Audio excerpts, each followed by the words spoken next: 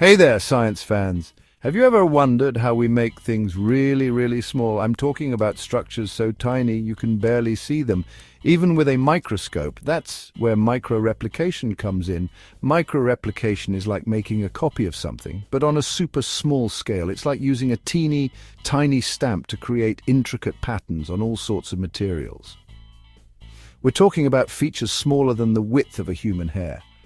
This technology is used in so many things we use every day, from cell phones and computers to medical devices and even reflective signs on the road. It's pretty amazing, right? So buckle up, science fans, because we're about to take a journey into the incredible world of microreplication.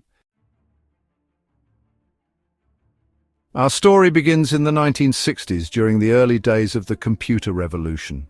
Scientists and engineers were hard at work trying to make smaller and more powerful computers.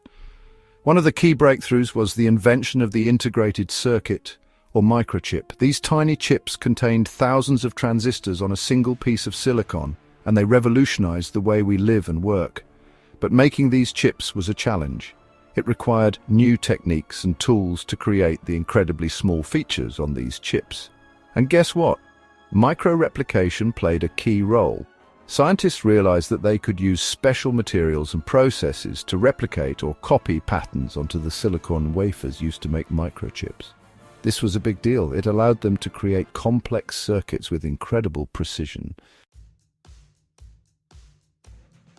Now let's fast forward to the 1980s. A company called 3M, known for its innovative products, saw the potential of microreplication beyond electronics.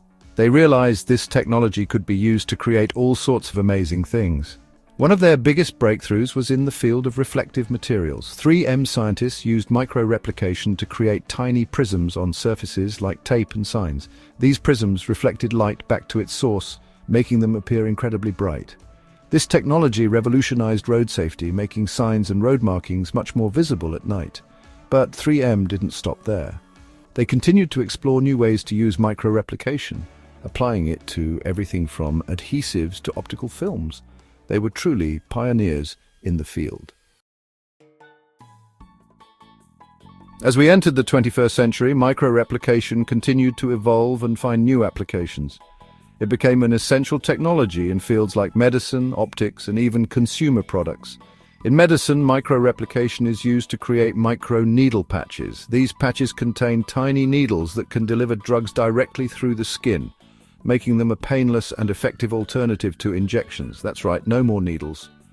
In optics, microreplication is used to create optical films that improve the performance of displays, cameras, and other optical devices.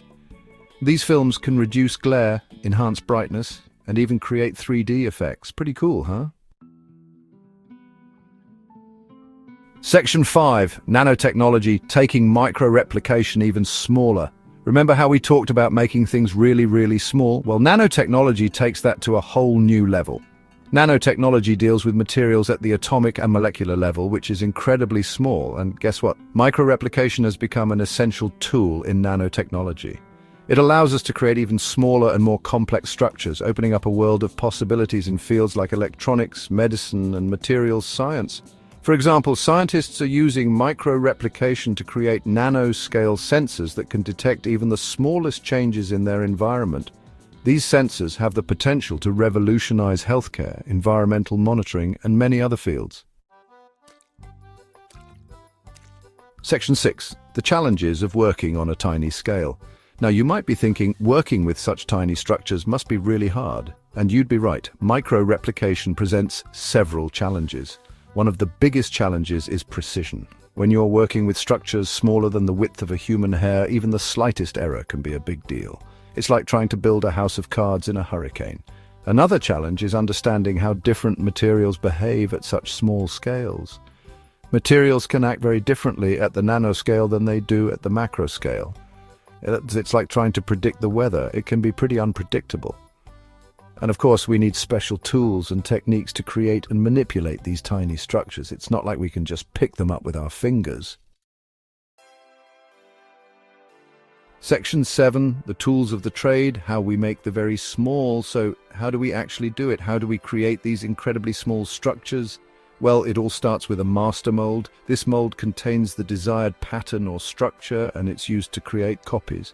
There are different ways to make a master mold, but one common method is photolithography. This technique uses light to create patterns on a light-sensitive material. It's like developing a photograph, but instead of creating an image, we're creating a mold. Once we have our master mold, we can use various replication processes to create copies. These processes involve transferring the pattern from the mold to another material, like plastic, metal, or even living cells. And of course, material science plays a crucial role in microreplication. We need materials that are compatible with the replication process and that have the desired properties for the final product. Section 8. A round of applause for Carl F. Buchheit. Now, I want to take a moment to recognize one of the pioneers in the field of microreplication, Carl F. Buchheit. Carl was a brilliant scientist at 3M who made significant contributions to the development of microreplication technologies.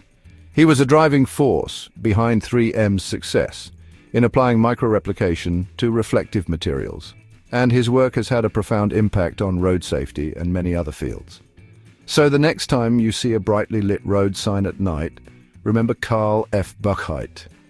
Carl's story is a great example of how scientific curiosity and innovation can lead to incredible breakthroughs that benefit society. Section 9, Microreplication, a big future for tiny tech. So there you have it, a glimpse into the fascinating world of microreplication. From its humble beginnings in the semiconductor industry to its wide-ranging applications today, microreplication has come a long way, and the future of microreplication is brighter than ever. As nanotechnology continues to advance, we can expect even more exciting developments in this field.